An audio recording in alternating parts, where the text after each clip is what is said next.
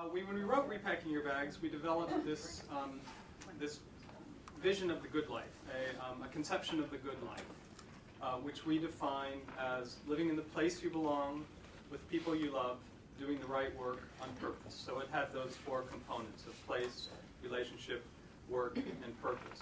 In the way that our conception of calling has changed over the years really is not inconsistent with the way our relationship with communications has changed, because initially we thought about calling as something that happened once, that you discover your calling, you receive the call from some larger source, here's what I'm meant to do, and it sort of happened one time, like you used to have to wait around for telephone calls. I have to stay near the phone, or I have to check my answering machine because it's going to happen once. But now you know how it is. It's constant. You're always in connection.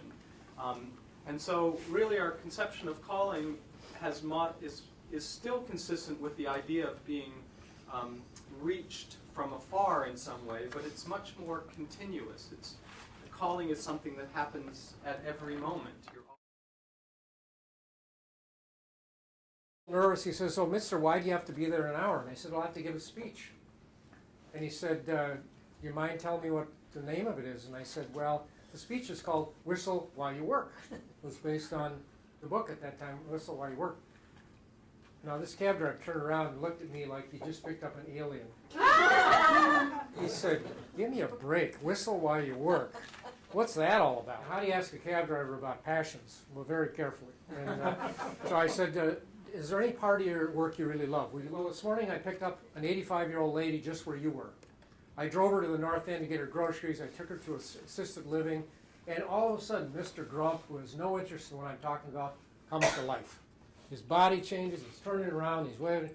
And he said, I said, "Well, is this your mother or a relative or what?" And he said, No, I just love helping older people." First question I asked him is based on the formula in the book. The formula for Work Reimagined, the formula for the work part of the good life is G plus P plus V equals C. Gifts plus passions plus values equals call. He says, "No, only priests have callings," which we actually talk about in the book. Only priests have callings. And I said, "Everybody has callings."